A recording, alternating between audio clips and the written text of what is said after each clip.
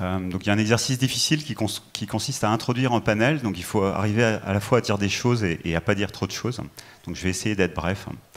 Rapidement, moi je suis conseiller en stratégie et en innovation, je m'en excuse. Si vous voulez tweeter, mon compte c'est 15 marches, ici. La logistique, en fait, ça peut paraître un peu incongru de parler de logistique dans un festival du numérique. Et pourtant, sans la logistique, rien ne serait possible. Ce qui est intéressant dans la logistique, en fait, c'est que ça fait partie de ces métiers qui sont cachés. C'est-à-dire, il y a des métiers qui sont extrêmement visibles et puis il y a des métiers qu'on ne voit pas. Et vous voyez, derrière l'idée de la logistique, en fait, il y a des métiers d'ensembliers, il y a des métiers d'assembleurs, il y a des métiers de porteurs, il y a des métiers de transporteurs, évidemment. Donc il y a des choses très visibles et des choses pas visibles du tout. Et on va essayer, si on fait bien notre boulot aujourd'hui, de vous montrer à la fois ce que c'est et puis en quoi c'est indispensable à tout le reste. C'est-à-dire, sans la logistique, il n'y aurait sans doute pas de numérique. La particularité... On m'avait prévenu que ça marchait pas bien là. La particularité aussi, c'est que c'est un domaine qui est en transformation, comme beaucoup de domaines, dans lequel vous allez à la fois avoir des technologies de pointe. On va parler de drones, on va parler de robots, d'algorithmes, mais il y a aussi encore beaucoup de papier. Donc il y a potentiellement des gisements d'efficacité et il y a aussi beaucoup d'humains. C'est encore un métier en fait qui marche énormément à la confiance et à l'humain.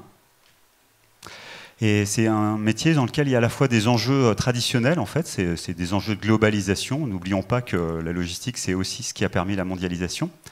Des enjeux de complexité, des enjeux de temps, évidemment, mais il y a des nouveaux enjeux, en fait, qui tournent autour de la sécurité. Imaginez ce que ça veut dire de mettre une bombe dans un container par rapport à mettre une bombe dans un bus. Et puis des enjeux liés à l'environnement qui sont récents, et on aura avec nous des gens qui représentent également les villes, puisque vous êtes sans doute au courant que les villes commencent à interdire en fait un certain nombre de véhicules de circuler, donc on a un gros enjeu en fait sur l'environnement. On a aussi évidemment, c'est la télécommande manuelle. Tu peux passer le slide? Merci. On a aussi des enjeux qui sont liés à vous, en fait, à la manière dont vous fonctionnez. Je veux dire, aujourd'hui, les exigences clients sont de plus en plus fortes. On veut tout de suite. Derrière, en fait, l'attrait du produit, maintenant, les gens placent immédiatement sa disponibilité, le choix, les gammes, les couleurs, et puis les délais. Ça veut dire que derrière le produit, il y a immédiatement un service dans lequel la logistique est essentielle. Donc ça devient un critère de choix de plus en plus important. Donc il ne suffit pas de faire des bons produits, il faut aussi avoir le meilleur système de livraison. Ce qui impose évidemment, derrière, merci, de nouveaux usages en fait, et le sujet du dernier kilomètre. Donc c'est sans doute le sujet le plus médiatisé en ce moment. Alors, ce n'est pas des vélos Stuart, hein, c'est des vélos Deliveroo, je suis désolé, mais on parlera des vélos Stuart tout à l'heure. Donc, ce sujet du dernier kilomètre qui pose des questions sociales, et là aussi, on a des paradoxes dans ce métier-là, dans ce domaine-là, qui est que d'un côté, ce sont peut-être les derniers métiers non délocalisables, je vais y arriver, et puis, évidemment, ça pose des questions sociales, puisque les nouveaux modèles qu'on va largement aborder aujourd'hui avec Convargo et Stuart et Paris & Co, ces nouveaux modèles posent des questions sociales sur les statuts, la réglementation, etc. Je veux bien... Voilà. Donc là, vous avez un slide dans les consultants ont le secret, en fait, où on voit finalement ce qu'on appelle le unbundling FedEx, c'est-à-dire vous aviez des géants de la logistique comme FedEx qui cherchent à proposer finalement toute la chaîne de valeur, et vous avez des centaines, des milliers de startups dans le monde, certaines que vous connaissez déjà, d'autres que vous connaissez moins, qui vont chercher à prendre chacune leur part du gâteau, et on parle de gâteaux, on citera des chiffres tout à l'heure, qui sont juste extraordinaires. Donc le sujet, en fait, c'est... je veux bien le suivant. Le sujet, c'est que pour l'instant, on est encore au stade où personne ne fait tout. Ici, vous avez un portail front-end en fait, d'un grand distributeur en ligne, et vous voyez que vous avez encore beaucoup de choix sur qui va vous livrer. Vous avez un choix vraiment gigantesque. Et donc aujourd'hui, on en est là, c'est-à-dire on est encore au milieu du gué. On n'a pas complètement, on est loin d'avoir terminé, d'avoir transformé notre secteur, et il nous reste encore beaucoup de choses à faire. Donc on a ces nouveaux modèles qui arrivent, et c'est sans doute pour ça que vous êtes là aujourd'hui, c'est-à-dire les modèles de plateforme qu'on a vu se développer avec eBay, avec Amazon, avec Uber évidemment, ils arrivent dans la logistique. Alors l'intéressant aujourd'hui, c'est qu'on a des gens qui sont les mains dedans, vraiment les mains dans le cambouis, et qui regardent ce que c'est, et qui vont vous expliquer ce que c'est que de démarrer en fait une plateforme en B2B dans un secteur qui, comme on le disait tout à l'heure, est à la fois très techno, mais aussi très humain et très papier-crayon. Donc ça va être passionnant, restez, ne partez pas. Enfin, il y a aussi, et vous êtes sans doute là pour ça, il y a aussi énormément de technologies, comme ici vous avez les robots de Kiva, donc, qui ont été rachetés par Amazon. Vous avez d'autres moyens de transport, et vous avez ce qui n'est pas visible. Là, vous avez un brevet qui date de 2013, toujours par Amazon, qui permet en fait à Amazon de lancer une livraison avant que vous ayez passé la commande. Il lance la livraison avant que vous ayez passé la commande. Donc là aussi, on voit que la technologie au service de la logistique fait énormément de choses, mais il y a aussi évidemment derrière des investissements gigantesques. Et ce qu'on va voir aujourd'hui, et je fais l'intro de notre panel, c'est finalement, au-delà du futur de la logistique, est-ce qu'il reste de la place pour les startups dans la logistique et pourquoi faire en fait? Qu'est-ce qu'elles vont faire ces startups dans la logistique? Donc pour introduire mes partenaires ici, donc Marie-Xavière Vauquier qui représente l'incubateur Paris & Co, le Rolling Lab. Tu vas nous parler de ta dernière promotion. Damien Bon, donc de la startup Stuart. Alors on peut le dire, Stuart racheté récemment par la Poste, mais on va en parler également. Et puis Maxime Legardez qui nous arrive tout frais de Bordeaux ce matin, qui est donc le dirigeant de la startup Convargo. Peut-être Marie-Xavière, je te passe la parole, tu peux commencer. Donc Marie-Xavière Vauquier, donc moi effectivement je suis responsable du Rolling Lab, qui est l'incubateur de Paris & Co, qui est dédié à la logistique et à la mobilité urbaine durable. Donc c'est un incubateur, on va annoncer lundi en fait la seconde promotion de nos startups, et c'est un incubateur qui va déménager en septembre dans un hôtel logistique dont vous devriez entendre parler, qui s'appelle Chapelle Internationale, qui se situe à Port de la Chapelle. Et en fait la mairie de Paris a souhaité en fait faire revenir le fret ferroviaire en ville. C'est la première fois depuis la guerre à peu près, enfin la Seconde Guerre. Et donc il y aura des trains de fret qui rentreront en ville et non pas des trains de fret qui s'arrêteront à 50 km de Paris pour être déchargés dans des camions et ensuite envoyer les camions en ville. Donc voilà. Donc en fait moi je suis rentrée en fait il y a 2 ans pour lancer cet incubateur, et ce qui était assez intéressant, c'est que mon chef m'a dit: je t'ai prise toi parce que tu ne venais pas de la logistique, et je ne voulais pas quelqu'un qui venait de la logistique parce que sinon il y aurait eu un manque de créativité flagrant. Bon. J'ai pris ça pour un compliment. Donc voilà. Et donc, en fait, alors, pour répondre à la question de Stéphane, est-ce qu'il y a encore de la place? Oui, parce que la place, elle se crée juste maintenant, en fait. C'est-à-dire que c'est un secteur qui était un petit peu à la traîne, justement, et que moi, en 2 ans, j'ai vu énormément évoluer, mais qui a effectivement... Alors, la logistique, moi, j'ai l'habitude de dire que c'est un secteur qui est non connu, non reconnu et non valorisé. C'est-à-dire qu'il y a très peu de gens qui se posent en fait la question de comment leur frigo se remplit avant chez eux, en fait, avant le supermarché, ou comment les vêtements arrivent, etc. Donc enlevez la logistique de vos vies et vous serez tout nu et mort de faim. Voilà, ça vous donne une idée de l'importance que ça représente. Damien Bon. Bonjour à tous. Donc de mon côté, je représente la société Stuart. Alors qu'est-ce que c'est Stuart en 2 mots? Je vais essayer d'être très rapide. C'est une plateforme de livraison à la demande, donc une plateforme d'intermédiation entre d'un côté tout type de commerçants, des commerçants de proximité, des e-commerçants, et une flotte de coursiers indépendants, principalement à vélo, puisque c'est un des modes privilégiés de la livraison urbaine, mais également du vélo de plus grande capacité qu'on appelle vélo cargo ou de la voiture.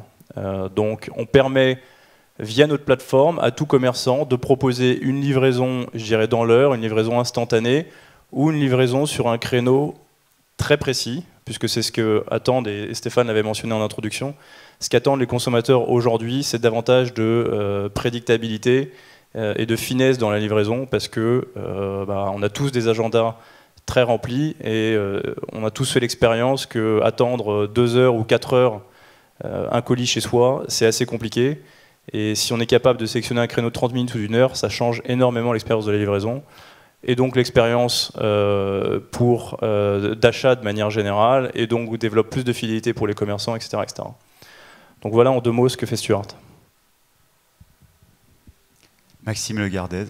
Bonjour à tous. Alors moi je représente la société Convargo que j'ai fondée il y a un peu moins d'1 an aujourd'hui. Alors nous on est dans le TRM, le transport routier de marchandises, un secteur très, très sexy quand on ne le connaît pas. On met en relation des sociétés françaises, TPE, PME, grands groupes, avec des sociétés de fret routier, donc qui possèdent des camions. Pour vous donner quelques chiffres pour mieux un petit peu appréhender ce secteur qui est parfois un petit peu inconnu du grand public, c'est un secteur qui représente 43 milliards d'euros juste sur le périmètre français. On a 90% des produits qu'on consomme qui sont autour de nous, qui transitent par nos routes, que ce soit de la matière première, du bois, des vêtements, des bijoux, du matériel EFI, tout transite à un moment ou un autre par nos routes. Le deuxième point qui est assez intéressant, c'est qu'on a l'habitude de voir des camions tous les jours sur nos autoroutes. On a plus de 40 000 sociétés de transport en France. C'est un tissu extrêmement fragmenté. 90% d'entre elles opèrent avec moins de 10 camions. Donc c'est extrêmement difficile aujourd'hui de trouver un transporteur de qualité et de savoir un petit peu où va être sa marchandise à l'instant T. Et un point qui est également important, c'est qu'on a entre un tiers et un quart des camions qui roulent aujourd'hui à vide. Donc c'est un petit peu un désastre sur le plan économique et également écologique. Et c'est une des choses que Convargo tente de résoudre. Et après 9 mois à travailler là-dedans, on se rend compte qu'on n'est pas non plus dans un secteur poussiéreux, mais on sent que la technologie et la digitalisation est arrivée nettement plus tard que certains d'autres secteurs qui la connaissent depuis maintenant une dizaine d'années. Donc c'est pour ça que c'est extrêmement challenging d'intervenir dans un secteur comme celui-ci. Et justement, en fait, moi, ce qui est intéressant, c'est de voir que vous n'êtes pas trop présenté personnellement, mais vous avez des profils qui ne sont pas des profils qui viennent de la logistique. Hein. Tu disais, Marie-Xavier, tu venais pas non plus de la logistique. Et qu'est-ce que ça fait, en fait, d'être un nouvel entrant ? Parce que pour le coup, vous êtes vraiment les nouveaux entrants. Qu'est-ce que ça fait pour vous? C'est-à-dire quelles difficultés vous avez rencontrées? Et puis, comment est-ce que vous êtes perçu quand vous arrivez? Comment ça se passe en fait? Comment est-ce que vous êtes vu quand vous arrivez dans un domaine où, a priori, on plaisantait tout à l'heure sur le tour de taille, hein, c'est pas méchant, mais vous n'avez pas vraiment le physique du métier. Comment ça se passe concrètement, au-delà de cette anecdote? Pardon pour l'anecdote. Non, mais c'est une bonne question. Moi, je rejoins ce que Maxime a commencé un petit peu à dire entre les lignes, c'est qu'on n'est pas forcément très attendu, puisque c'est un système, c'est un écosystème qu'on a beau assez facilement critiquer de l'extérieur, quand on arrive, qui est assez bien optimisé. Enfin, les gens nous ont pas attendus. Vous regardez des gens comme Chronopost ou même d'autres chargeurs qui ont des Est-ce que tu peux définir, pardon, chargeur, attention au jargon, je vais être vigilant là-dessus. Tu peux juste définir ce que tu entends par chargeur? Bon, alors, le chargeur, c'est celui qui requête le mode de transport, donc celui qui est à l'origine, qui est le donneur d'ordre. Après, vous avez le transporteur qui fait parvenir la marchandise jusqu'au destinataire, de manière assez simple. Mais les transporteurs sont déjà assez optimisé. Enfin, vous voyez, nous on vient de rentrer dans le giron de la Poste et je découvre avec stupéfaction et admiration aussi ce qu'ils ont fait depuis un certain nombre d'années dans l'automatisation. Aujourd'hui, ils consolident énormément déjà de paquets. Regardez le centre de tri de Chili-Mazarin qui est hyper impressionnant et il y a des tournées qui partent hyper remplies. Donc on ne va pas leur apprendre demain sur une grosse partie à mieux optimiser leur flux. En revanche, c'est un marché qui est hyper fragmenté. Donc, vous avez des gros qui sont assez bien optimisés et vous avez tout un tas de petits qui sont à la traîne, qui sont moins bien optimisés, qui ont plus de mal forcément commercialement à s'exposer. Nous, c'est le cas, le pendant des transporteurs de Maxime. Nous, c'est des sociétés de courses qui livrent tout produit en ville, le domaine de la messagerie, un pli pour la Société Générale, un paquet entre deux enseignes de chez LVMH. Aujourd'hui, il y a 700 sociétés de courses, 700 indépendants, je dirais, dans Paris, et ça n'a aucun sens. Il y a beaucoup plus de sens que ce soit consolidé, puisque dans la logistique, c'est une course à la densité, c'est une course à l'échelle. Donc ces gens, ils ne vous attendent pas parce que ça marchait très bien avant. Les gros dominaient, les petits souffraient.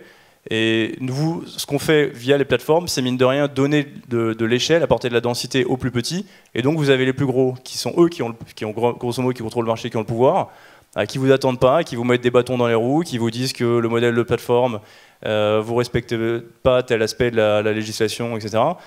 Et donc, enfin, je pense qu'il faut quand même le dire, on n'est pas forcément très attendu pour ceux qui ont le pouvoir. Et par contre, on vient donner plus de visibilité et plus d'optimisation aux plus petits. Et donc c'est comme ça que je pense qu'on peut rentrer sur le marché, puisque d'une manière ou d'une autre, on finit quand même par l'optimiser. Marie-Xavier, en fait, dans le Paris & Co, en fait, il y a des acteurs traditionnels. Qu'est-ce qu'ils attendent en fait des startups?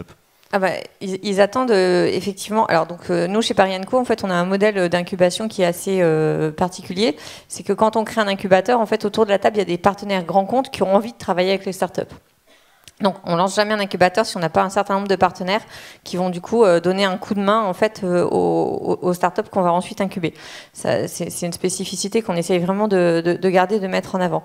Ils viennent parce qu'en fait ils sont alors. C'est des gens dont l'opérationnalité est extrêmement forte. En fait, dans la logistique, vous avez des sollicitations tous les jours, tout le temps. Il y a toujours des imprévus, il y a toujours des choses comme ça. Donc c'est très difficile en fait. Et c'est des secteurs aussi, les marges sont pas énormes. Et c'est des secteurs en fait où du coup c'est difficile en fait de positionner quelqu'un pour juste lui dire regarde autour de toi ce qui se passe, vérifie que tiens il n'y a pas effectivement tiens c'est quoi là les startups, ah oui les machins là qui viennent nous tailler des croupières. C'est-à-dire qu'ils ne sont pas sensibles à tout le discours hype sur il faut innover avec des startups, innovation ouverte, ça les intéresse pas. Je rebondis sur ce que disait Damien, ils sont déjà très bons, enfin, dans l'absolu, sur leur façon de faire depuis des années, ils sont déjà très bons. Quand vous mettez une lettre dans la poste, enfin moi j'étais épatée par ça, comment dire, à la poste c'est plus facile d'envoyer une lettre en 24 heures à l'autre bout de la France, effectivement, que de dealer un truc avec une start-up parce que vous avez une opérationnalité qui est hyper forte et que quand vous venez toucher en fait au cœur du réacteur, le réacteur il est brûlant et que si vous l'impactez dans le mauvais sens, en fait vous allez toucher énormément de gens.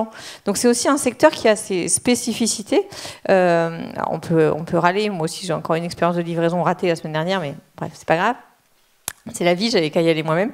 Mais il y a cette envie-là et il y a cette spécificité du secteur qui est que cette opérationnalité fait qu'ils n'ont pas des hordes de gens qui fréquentent les forums, les Web Today, etc. pour aller voir ce qui se passe. Donc, que font-ils chez Paris & Co ?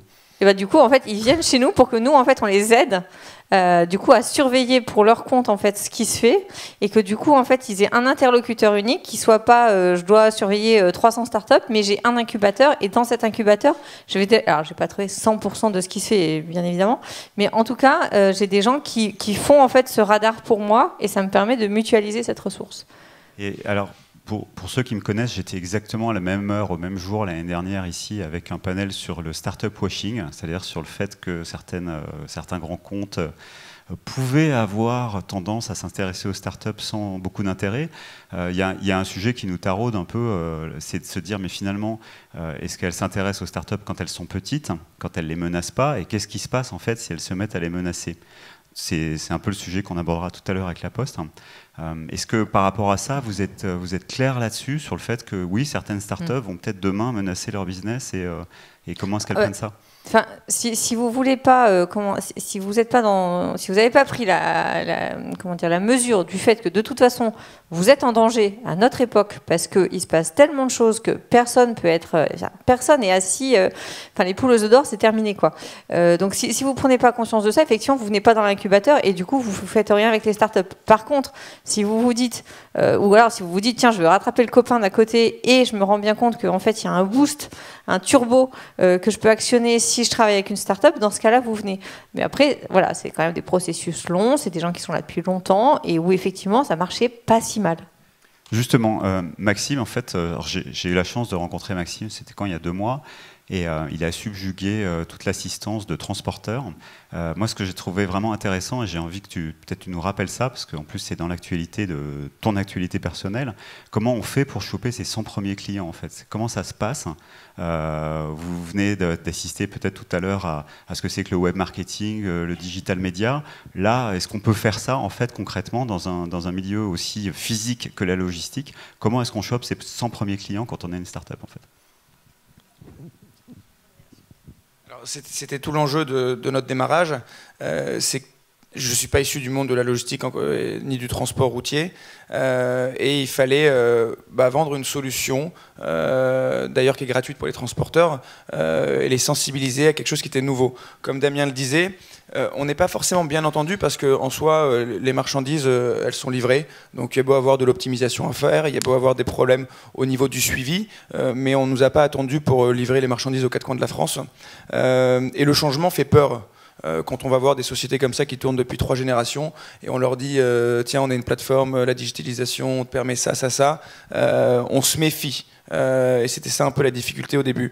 Et donc le challenge pour nous, c'était un petit peu de comprendre, en s'insérant un peu dans leur quotidien, les difficultés qu'ils pouvaient avoir pour pouvoir proposer un produit et une solution qui permettent d'ajouter de la valeur. Et ça, ça passe par des rendez-vous téléphoniques, mais surtout par des rendez-vous physiques. Donc on part aux quatre coins de la France en train, en scooter, pour aller dans les salles d'exploitation où les transporteurs bossent 18 heures par jour pour essayer de leur dire tiens, il faut que tu essayes Convargo parce que tu peux avoir du business supplémentaire, parce que la solution est extrêmement simple à implémenter, parce que tu vas pouvoir gagner du temps en sachant directement sur la carte où sont tes chauffeurs routiers. Donc c'est du travail terrain, il n'y a pas vraiment de secret là-dessus. Dans une marketplace, c'est un peu le problème d'aller chercher l'offre et la demande en même temps pour pouvoir grossir. Donc c'était l'enjeu de notre démarrage des 6 premiers mois. Et aujourd'hui, on a fédéré déjà plus de 2000 transporteurs français et européens, ce qui représente plus de 70 000 camions qui sont disponibles pour prendre de la marchandise. Et de l'autre côté, du côté de la demande, on a fédéré 3500 micro-entreprises, TPE, PME et certains très grands groupes qui nous utilisent pour expédier leurs marchandises plus facilement, plus simplement et moins cher. Voilà. Oui, je pense qu'il y a la difficulté quand on a une plateforme d'essayer de, comme Maxime le disait, de savoir par quel bout il faut le prendre. Est-ce qu'il faut le prendre du côté de l'offre ou du côté de la demande? Il faut regarder, il faut étudier son marché, savoir si c'est l'offre qui va créer la demande ou si c'est la demande qui va créer l'offre. Il faut regarder si on est dans du B2B ou dans du B2C. Dans du B2C, c'est clairement la demande qui va générer l'offre. Dans le B2B, c'est souvent l'inverse. Nous, concrètement, dans le cas de Stuart, comme le marché était relativement fragmenté, en le prenant par les petits, on a assez rapidement réussi à générer l'offre. En revanche, la demande, il a fallu qu'on aille voir un certain nombre de grands comptes, parce que c'est quand même eux aujourd'hui qui drainent du volume et le volume en ligne. Et ça, si j'essaie un peu de m'extraire de la logistique pour tous ceux qui souhaiteraient potentiellement monter leur boîte, il faut viser quelques verticales, répondre aux pain points.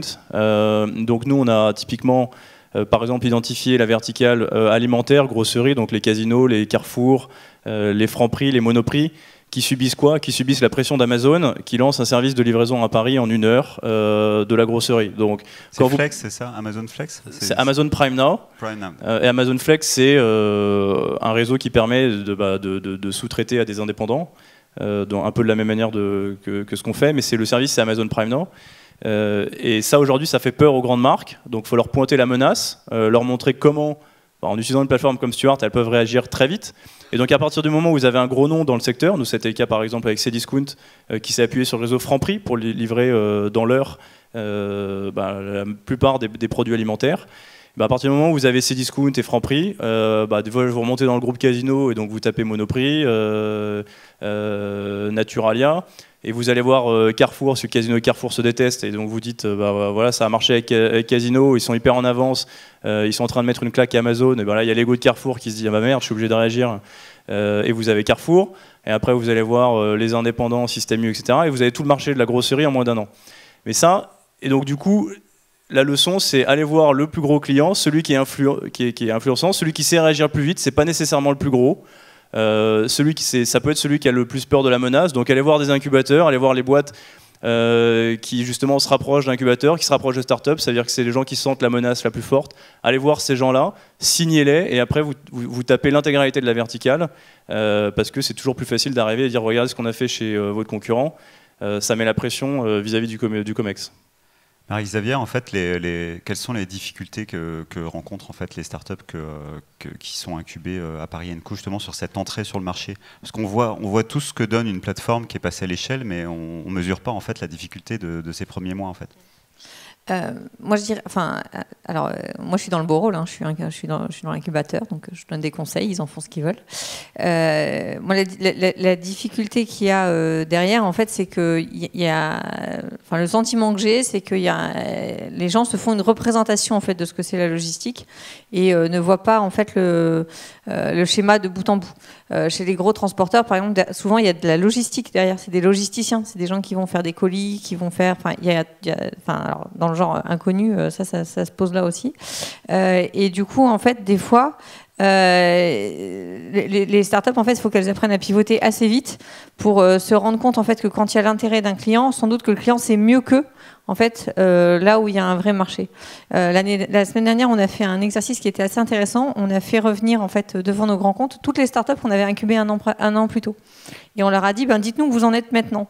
Il n'y en avait pas une qui n'avait pas bougé, pas une. C'est-à-dire que toutes, donc nous on a logistique et mobilité, mais elles avaient toutes en fait évolué pour aller vers là en fait où les grands comptes, où les donneurs d'ordre en fait montraient de l'appétence. Et ça, pour le coup, les grands comptes, ça a été hyper intéressant parce qu'ils se sont dit, mais ces gens-là, en fait, on peut les faire bouger. Ok, ils sont plus jeunes que... cette agilité, ils l'ont aussi dans le business model. Et ça les a un petit peu... ça leur a redonné confiance, en fait, dans le fait de travailler avec des startups. Et justement, ça formidable, elles vont trouver des clients. Mais est-ce que c'est le rôle des startups, finalement, de servir les grands comptes et évidemment, faut qu'on parle du cas de Stuart quand même, mais est-ce que, si j'étais un peu provocateur, est-ce que les startups sont là simplement pour chauffer la salle et préparer un peu le marché pour ensuite être réintégrés par les grands comptes? Vous avez été réintégrés assez rapidement, par Stuart, par La Poste, pardon. Ou est-ce qu'au contraire, elles sont là pour casser le marché, pour casser les codes, pour éventuellement... et je vais vous en parler quand même, pousser la réglementation dans ses limites. Donc ça fait deux questions. La première, quand même, c'est est-ce que vous êtes là quelque part? Est-ce qu'il n'y a pas d'autre destin que d'être acheté par un grand groupe de la logistique pour une start-up en France, mais même au-delà? Peut-être Damien, tout seigneur. Ça dépend de ce qu'on veut faire. Moi, je pense que l'ambition de tout entrepreneur, c'est quand même de faire grossir son entreprise. Et je dirais, il n'y a pas de généralité, ça dépend vraiment de son marché. On voit dans la tech un certain nombre de startups qui arrivent à grossir très vite de manière stand-alone, certaines même avec des besoins de financement très limités.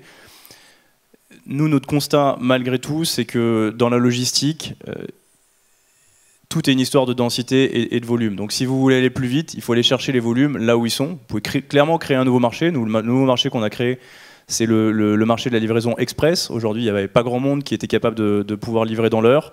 Et donc, on s'est appuyé sur un maillage de coursiers indépendants qu'on géolocalise. Et avec un système je trouve le coursier le mieux adapté à la course, qui est soit celui qui est disponible le plus près, soit quelqu'un qui est en train de finir sa course à proximité du nouveau point de retrait. C'était un système efficace pour gérer dans l'heure et un système qui s'appuyait sur des nouvelles technologies qu'on n'était pas capable de faire avant. Maintenant, une fois qu'on a dit ça, vos clients, c'est malgré tout des B2B, vous devez rentrer dans leur roadmap d'implémentation IT et vous disent ouais, mais c'est hyper génial votre truc, mais tout nouveau service, il est dépriorisé. C'est malheureux, mais dans les grands groupes, c'est comme ça. Donc pour aller plus vite, il faut aller chercher le volume là où il est. Dépriorisé? Dépriorisé par rapport à d'autres opportunités. Ouais. Aujourd'hui, les opportunités qui sont privilégiées par les grands groupes, c'est des projets de réduction de coûts ou des business hyper adjacents. Mais dès que vous avez une nouvelle offre, le ROI, ils ont plus de mal à le sentir. Et donc du coup, nous on s'est dit, il faut aussi qu'on aille chercher des volumes là où ils sont. Et aujourd'hui, les volumes, ils sont chez les transporteurs. Et donc, faire un partenariat plus poussé avec La Poste, c'était une occasion et une opportunité évidente d'aller récupérer du volume. Et il faut savoir que la logistique urbaine, elle est vraiment en train de changer à cause des contraintes environnementales. Aujourd'hui, le modèle en anglais, ça s'appelle Hub and Spoke, qui est de venir regrouper la marchandise dans des entrepôts de proximité qui sont souvent à l'extérieur des villes, de lancer des tournées avec 100-110 poses de colis, et c'est des tournées qui durent 4 heures, hyper optimisées. Et ce modèle, demain, on en parlera peut-être avec ce que veut faire la ville de Paris, il est en train de se casser dans un certain nombre de villes qui interdisent, par exemple l'exemple de Gand en Belgique, qui interdisent la circulation des véhicules diesel, des véhicules motorisés de manière générale dans les villes. Et donc il faut revoir cette logistique. Les acteurs du transport en sont conscients, les startups ont le réseau pour ça, ça donne la combinaison par exemple Géopost, La Poste, Stuart. Et donc pour nous c'était une évidence pour aller beaucoup plus vite. Maintenant on aurait pu rester indépendant plus longtemps, mais ça dépend de là où vous voulez aller. Donc nous on a cherché l'efficacité et le scaling le plus vite et ça a imposé un partenariat avec La Poste. La question qui vient immédiatement, parce que en tout cas moi j'ai l'esprit mal tourné, c'est en gros ça se passe comment quoi? Je veux dire la start-up agile avec les dernières technos, aucune dette technique, des gens ultra motivés. Est-ce que comment ça se passe avec La Poste concrètement? Ils vous ont mis dans leurs locaux, vous utilisez leur IT ou au contraire vous êtes séparés? Non, mais moi alors déjà on a eu pas mal de chance, j'allais dire peut-être par rapport à d'autres boîtes, dans le sens où nous on est arrivé dans une des filiales qui s'appelle Géopost, qui fait le transport de colis. et qui est une holding de tête de plusieurs sociétés, qui sont déjà elles-mêmes pas du tout intégrées. Donc ils ont une filiale en France qui s'appelle Chronopost, une filiale au UK qui s'appelle DPD, etc., etc. Donc nous, on a la chance de venir directement s'imbriquer sous la holding en gardant toute notre indépendance. Et après, il faut savoir mettre les garde-fous en tant qu'entrepreneur, fondateur, dirigeant, pour leur dire, écoutez, il y a un élan, le produit n'est pas encore hyper fiabilisé parce qu'on a encore beaucoup de choses à faire et d'aller vite. Si on s'intègre en 6 mois avec le groupe, vous allez tout casser, vous allez casser l'élan d'innovation. Donc il faut négocier. Déjà, il faut mettre en place des mécanismes d'incentive. Il faut négocier énormément d'indépendance sur sa roadmap IT qui ne vous impose pas de faire des choses qu'ils rêvaient de faire depuis 6, 12 ou 18 mois. Et donc c'est, je dirais, aux fondateurs, aux dirigeants de vraiment mettre les bons garde-fous pour continuer à innover. Et ça, il faut garder l'indépendance, ça passe par garder la marque, mettre le bon mécanisme d'incentive, comme si on était encore sous impulsion. Ce qui marche beaucoup dans le système de start-up, c'est la pression du temps qu'on a. La pression du temps, elle vient du fait du manque de financement. En gros, quand vous avez tout le temps en galère de se dire dans 6 mois ou dans 12 mois, je vais devoir relever, eh ben, vous devez prioriser sur là où vous allez créer le plus de valeur. Le jour où vous avez un cash pooling, où vous êtes branché au financement d'un grand groupe, vous direz c'est bon, je vais pouvoir partir à 19h, je vais commencer à viser les 35 heures, etc. Et là, vous rentrez dans une spirale qui est effectivement négative. Donc il faut continuer à se mettre sous pression pour délivrer, et donc ça passe par un certain nombre de KPI, et un plan d'incentive, bien sûr, ça marche pour continuer à garder cette fougue. J'ai tout lâché sur le jargon, hein, désolé. Maxime, donc c'est bon ta micro. Convargo, en fait, il y a des bonnes fées qui se sont penchées quand même au départ sur Convargo. On va dire, c'est pas non plus la start-up qui part de zéro complètement. Il y a des gens de DHL, il y a Xavier Niel derrière. Comment tu vois en fait ce type d'évolution? C'est l'horizon d'une boîte comme Convargo, c'est d'être acheté par le gros du secteur, ou au contraire, c'est de rester stand-alone, comme on dit? Alors, nous déjà, on est tout récent. Donc on a lancé le produit en octobre, donc on a à peine 9 mois. On a eu la chance d'avoir une très belle levée de fonds pour démarrer en amorçage de 2 millions d'euros, avec des gens du secteur du transport, comme l'ancien directeur monde de DHL, et on va dire un grand panel d'entrepreneurs français, avec les fondateurs de Free, de Vente Privée, de Price Minister, de Wonderbox et d'autres sociétés. Ça nous a permis de recruter une équipe de 25 collaborateurs et d'aujourd'hui de faire un volume d'affaires assez conséquent pour une jeune société. Maintenant, comme le disait Damien, on est sur un secteur qui prend du temps. Donc il faut du cash pour pouvoir ajouter vraiment de la valeur dans un secteur. Et moi, savoir où je serai dans 24 mois, si je serai tout seul ou si j'aurai fait des partenariats, des fusions avec un autre groupe, j'en ai strictement aucune idée. Tout ce que je sais, c'est que dans ces secteurs-là, que ce soit le dernier kilomètre ou les premiers kilomètres ou le transport de marchandises, on voit aujourd'hui de plus en plus de sociétés apparaître. Des plateformes collaboratives, des plateformes de tracking, des plateformes de gestion de données, des plateformes juste pour les chauffeurs routiers pour simplifier un peu leur quotidien. Et moi, la vision que j'ai, c'est que dans 10 ans, le transporteur routier ou le responsable d'exploitation qui travaille dans cette boîte de transport, il n'utilisera pas 15 produits en même temps, ce sera trop complexe. Donc le point central pour moi, dans ma vision à moyen long terme, c'est d'ajouter de la valeur avec un produit qui va réussir à s'interconnecter à tous les domaines dans mon secteur du transport routier. Aujourd'hui, si je vous donne quelques exemples, le chauffeur routier a une application, le dispatcher a une application, il y a de l'informatique embarquée dans le camion, il y a un système de ce qu'on appelle un TMS, un Transport Management System, qui est utilisé par la boîte de transport, c'est relié en EDI avec le donneur d'ordre, enfin c'est d'une complexité inouïe. Donc la valeur ajoutée, ça va être la simplification de tous ces process et les synergies entre différents process et différentes sociétés pour parvenir vraiment dans 10 ans à dire on a optimisé un secteur qui est le transport de marchandises où c'était fouillis, archaïque et poussiéreux. Ce qui m'interroge en fait, c'est quand on parle de marché, alors on voit derrière la photo, c'est les containers, c'est toujours très impressionnant. En fait, la logistique, c'est un marché mondial, hein, par essence. Je disais récemment que dans ces containers, la plupart en fait, des transports qu'on voit passer, ce ne sont pas des produits finis. Hein, donc ce sont des produits qui vont être transformés ailleurs, remontés ailleurs, etc. Par rapport à ça, est-ce que ça veut dire quoi en fait un marché français ou un marché local, en fait, notamment pour un incubateur comme Paris & Co, c'est-à-dire comment est-ce qu'on fait émerger on a vu donc c'est quand même bien de travailler avec les grands comptes du coin. Comment est-ce qu'on se défend en fait dans un marché mondial comme la logistique, et est-ce qu'on peut le faire, et pourquoi en France en fait? Alors, nous, enfin, le premier nom en fait du Rolling Lab, c'était un petit nom de code, ça s'appelait Logistique et Mobilité Urbaine Durable. Bien moche. Et en fait, le logistique, moi, je l'ai jamais considéré comme urbaine, parce que en fait, la logistique, c'est une chaîne. Et si on s'intéresse que à ce qui se passe dans Paris, on va très vite avoir fait le tour et on va rater une tonne de start-up, une tonne d'innovation et de toute façon c'est pas là que ça va beaucoup bouger parce qu'il y a énormément de contraintes et donc du coup enfin nous on a toujours regardé la chaîne et on s'est toujours intéressé aux start-up qui sont positionnées sur toute la chaîne, ça c'est une première chose. Ensuite il y a quand même en France on est un beau pays d'ingénieurs, on a un beau pays on sait très bien faire du transport, on sait très bien faire des routes, des TGV, plein de choses. Donc je pense qu'il y a une inouïe, voilà, c'est inouï. Et donc c'est vraiment raté ce truc. Hein. Et donc il va y avoir, comment dire, des innovations qui vont, à mon avis, être partout.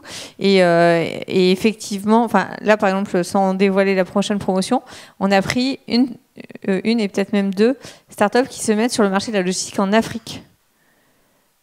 Parce qu'il faut se rendre compte de ce que c'est l'Afrique, quoi. L'Afrique, c'est un continent, 20 pays, etc. Et des trucs qui marchent. Mais alors, si vous trouvez que ça marche pas bien ici, mais alors en Afrique, mais c'est juste l'enfer, quoi.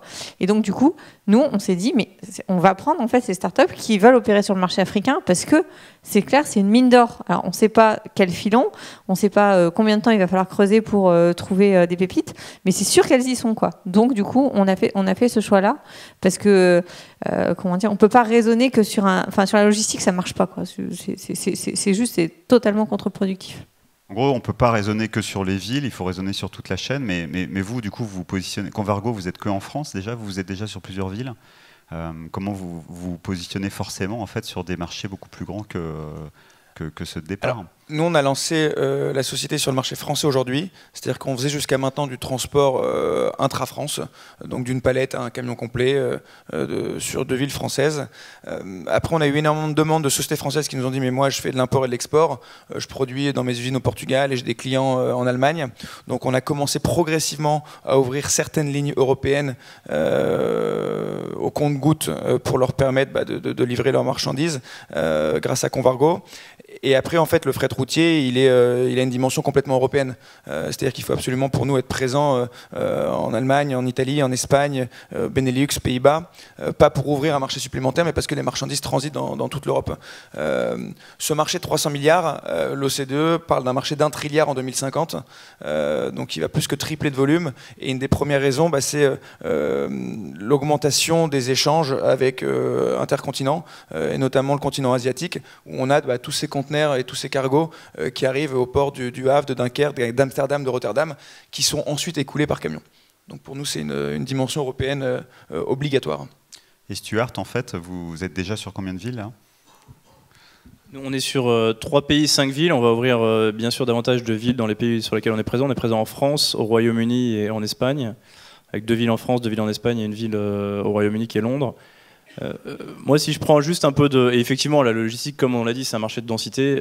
Il faut aller chercher de la densité. Et surtout, le modèle de plateforme, l'avantage, c'est que ça permet énormément de scalabilité. Et entre guillemets, l'infrastructure IT que vous avez mis en place, vous pouvez la proposer dans différents pays, moyennant un tout petit peu d'adaptation.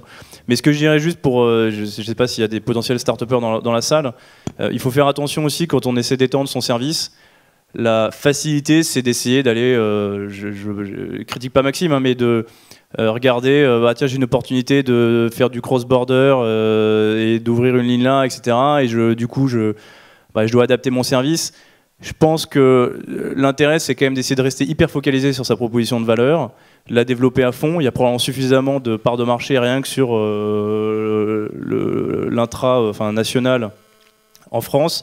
Une fois qu'on a un produit qui marche bien, on va l'exporter peut-être sur le UK, encore une fois, en restant intra-UK, s'il n'y a pas besoin de nécessité d'adapter le produit, et faire du rolling comme ça, de manière assez progressive, parce que je pense qu'une des difficultés, c'est de commencer à viser hyper large, de se défocaliser, et du coup vous apporter plus de valeur. Mais si je prends par exemple l'exemple d'un groupe comme Géopost, donc il est filiale colis du groupe La Poste, aujourd'hui, ils sont leaders sur leur marché de manière locale. Ils ne font pas du tout de cross-border. Et cross-border, c'est FedEx et UPS qui sont les leaders. Et pour autant, ça ne leur empêche pas d'avoir une position dominante. Donc, ça ne sert à rien d'essayer d'aller choper toutes les opportunités. Il faut rester focalisé sur son marché. Et nous, typiquement, on est expert logistique urbaine. On a effectivement des demandes pour aller étendre nos services à gauche et à droite. Mais si on commence à faire ça, on va être dilué. On va se confronter à une concurrence qui est encore plus grande. Et on sait tous comment aujourd'hui, ça va effectivement très vite. Et même les startups elles-mêmes se font menacer. Donc moi, vraiment, ma recommandation, s'il y a des gens qui souhaitent monter leur entreprise dans la salle, c'est trouver la proposition de valeur sur laquelle le pain point que vous résolvez, il est vraiment hyper important. Allez-y à fond. Si l'opportunité elle est assez grosse, continuez à y aller et essayez de voir si vous pouvez le faire à l'étranger avant d'aller devoir développer d'autres offres. Ici, on est dans un salon du web. Qu'est-ce qui se passe en fait quand vous voyez arriver sur vos marchés quelqu'un comme Uber par exemple ou quelqu'un comme Amazon, sachant qu'Amazon n'arrive pas sur votre marché, il y était avant vous. Comment ça se passe en fait aujourd'hui, vous travaillez avec eux dans la chaîne. Comment ça se passe concrètement et comment vous les voyez évoluer et comment vous voyez évoluer par rapport à ces géants en fait? Alors moi, la première réaction, quand j'ai vu qu'Uber et Amazon s'intéressaient au secteur du transport de marchandises, je me suis dit que j'avais probablement fait le bon choix de me lancer là-dedans, et que c'était pas, on va dire, un marché de petite taille où il y avait strictement rien à faire. Maintenant, alors on parle de groupes qui sont complètement monstrueux et qui ont des capacités de financement et de développement incroyables. Maintenant, si jamais je prends l'exemple d'une société comme Uber, je pense qu'ils ont énormément de boulot à faire déjà sur le segment de la voiture et du transport de personnes. Et quand je vois après juste 12 mois la complexité pour envoyer de la marchandise, c'est complètement deux mondes qui sont strictement différents. Nous, on se confronte tous les jours à essayer d'améliorer notre produit parce que transporter une palette de marchandises, c'est complexe. Aujourd'hui, vous devez choisir la taille du camion, si jamais le camion prend des palettes ou de la température dirigée, c'est-à-dire du froid, ou alors s'il prend du liquide, si jamais la marchandise va avoir une classe de marchandise dangereuse, si jamais il a les bons contrats et permis pour entrer dans l'entrepôt, si jamais vous livrez la grande distribution, vous devez livrer sur un créneau de 30 minutes, sinon vous avez des pénalités de retard.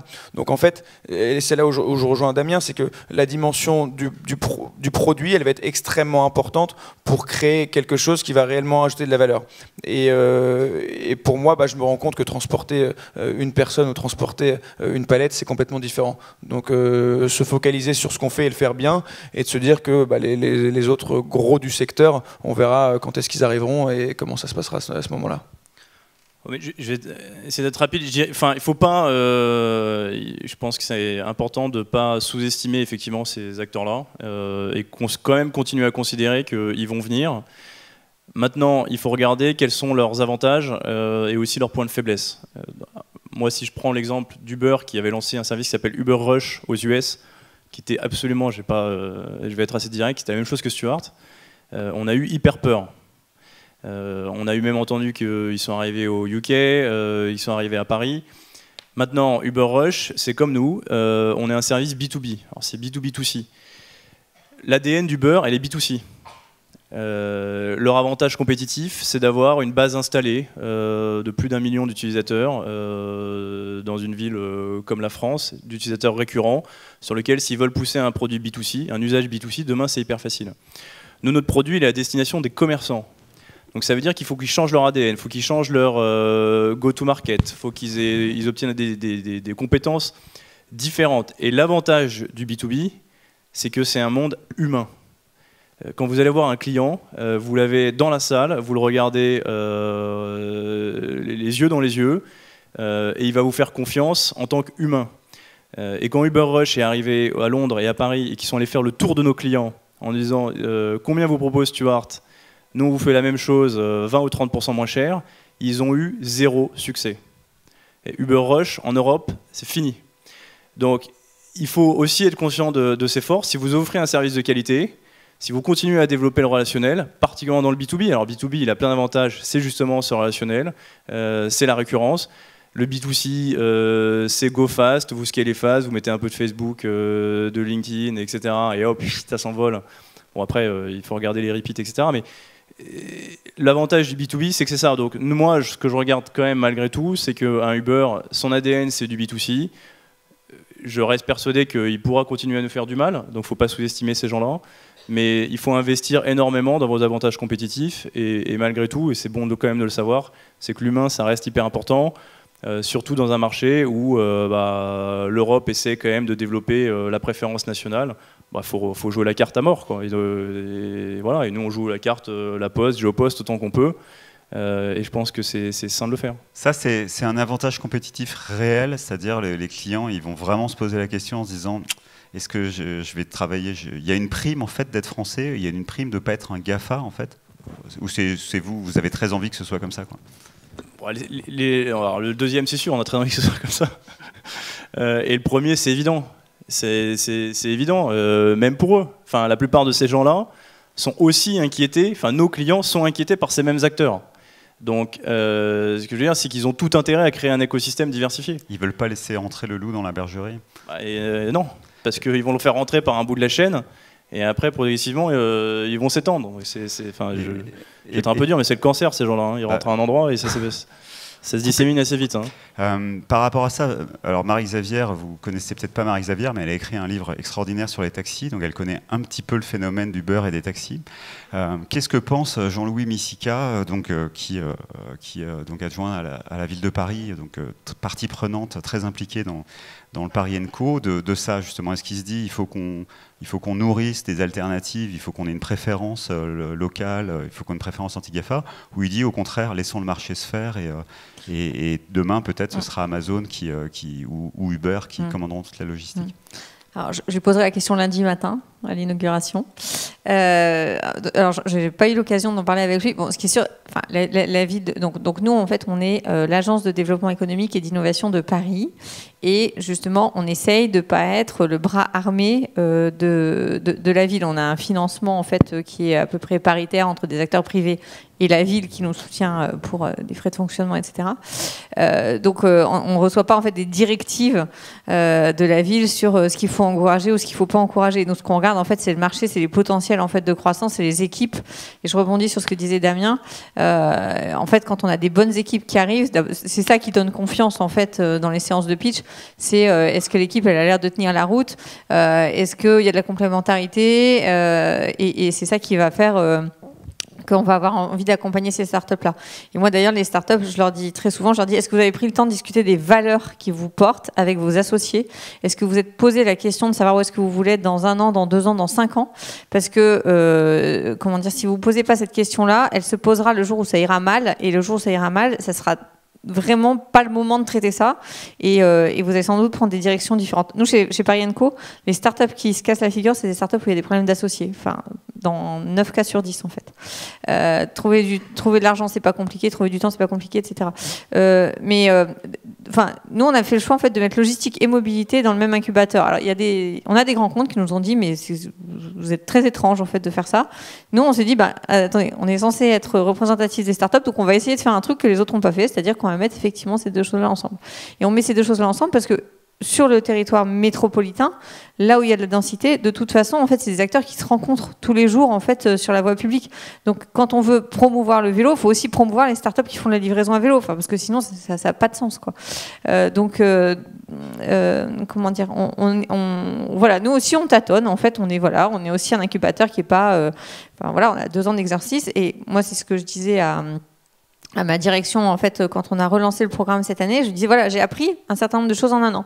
J'ai appris que, par exemple, il faut que je sois présente, en fait, dans la presse pro. Il faut qu'on ait des partenariats avec des pros, parce que c'est là, en fait, les innovateurs de demain, ils sont dans les grosses boîtes de transport. C'est eux qui voient les pain points. C'est eux, nous, on les voit pas, en fait, clients. On râle, on peste, mais et quand ça se passe bien, on l'oublie, parce que les trucs qui se passent bien, on se souvient pas des trains qui arrivent à l'heure, comme aurait dit Guillaume Pépi, peut-être.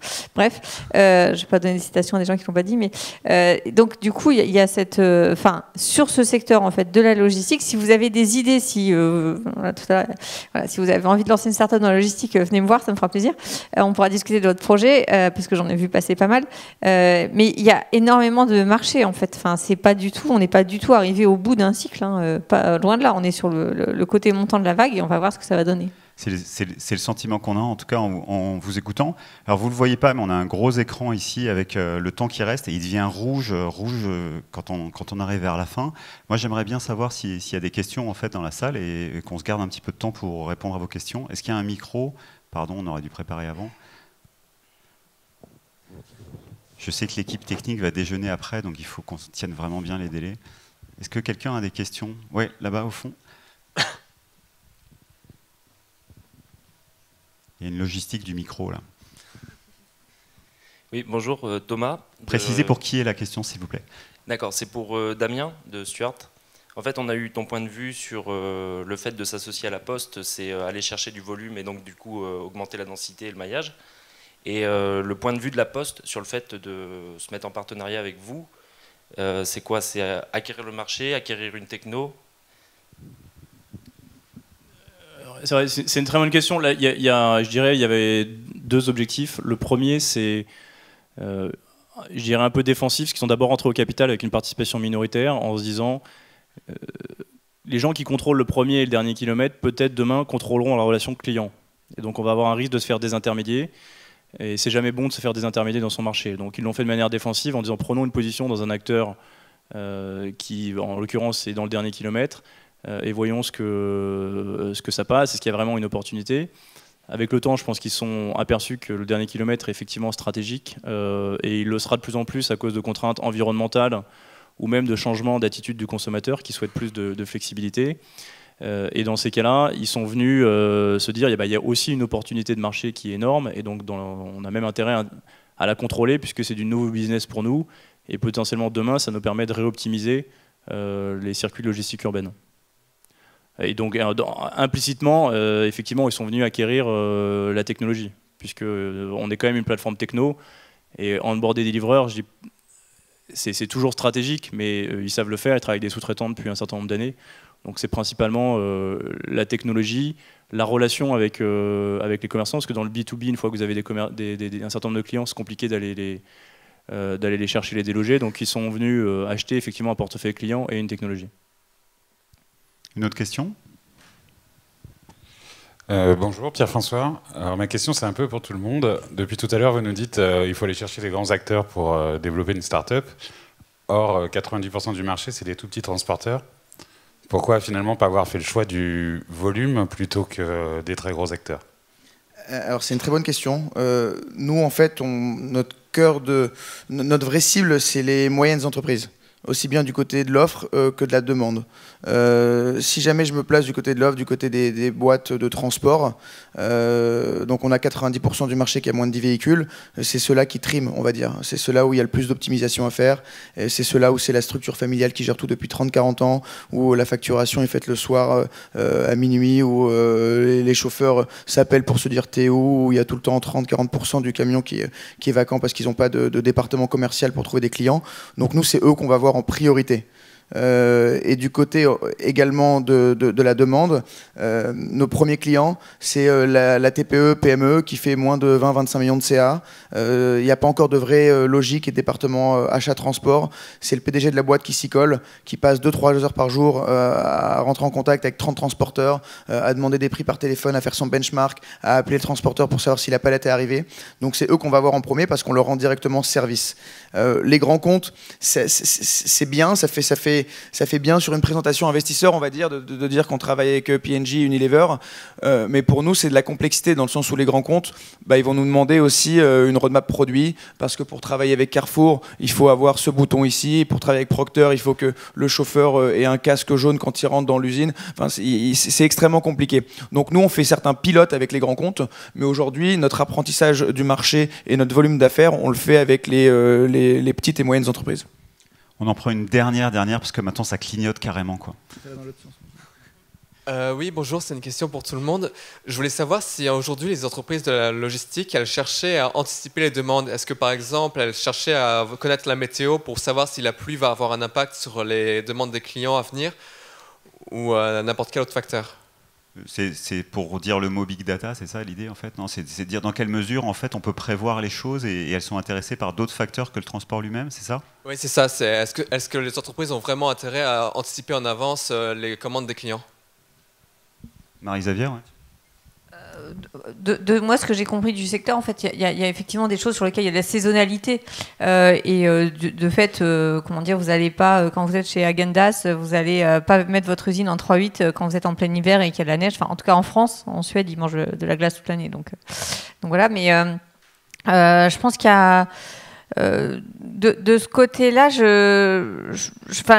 au niveau des chargeurs, en fait, de toute façon, ils ont cette connaissance-là aujourd'hui. Moi, c'est ce qui me semble. Alors, c'est évident qu'ils sont en train de. Il y a des startups sur. Enfin, vous prenez l'exemple de la météo. Il y a des startups sur la météo qui sont, comment dire, qui offrent ces choses-là.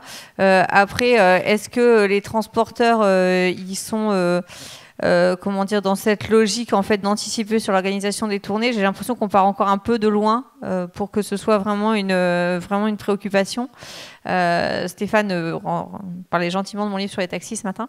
Ce matin, j'ai pris un taxi. En fait, je suis montée dans le train une seconde avant le départ. Et en fait, il y a un moment, j'ai lancé Waze parce que je pétais un câble à l'arrière. Et le type a entendu que Waze était lancé. Il m'a dit c'est rouge devant.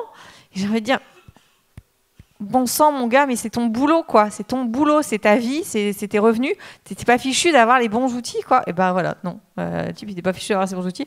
Et honnêtement, chez les transporteurs, les petits dont parlait Maxime, c'est vrai que enfin, on part de loin, quoi. On part, je pense qu'il y a une similarité à faire. En fait, on part de loin.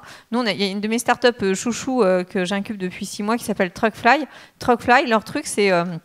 J'aurais au moins placé le nom d'une de mes startups. Comment dire, Truckfly, ils sont partis du principe qu'en fait, il n'y avait pas de TripAdvisor pour les routiers. Que les routiers, en fait, quand ils quittaient en fait leur territoire en fait sur lequel ils sont souvent, ils savaient pas où étaient les stations-service sur lesquelles s'arrêter, ils savaient pas où étaient les bons restaurants, etc. Et résultat des courses, ils ont une base de données de, la dernière fois qu'on s'est parlé, ça doit être il y a 2 semaines, de 100 000 conducteurs qui en fait, mais les adorent quoi, les adorent parce que soudain, en fait, il y a des gens qui se sont intéressés à eux. C'était les premiers à s'être intéressés aux gens en tant qu'individus. Donc on part de loin. Je déborde le timer et Stéphane va me tuer. J'ai 2 minutes ou on va me sortir? Non, désolé, on va couper. Par contre, on sera là tout à l'heure. On peut continuer la discussion à l'extérieur pour permettre à tout le monde de faire tourner la logistique de l'événement. Merci à tous. Merci beaucoup. Au revoir. Merci encore.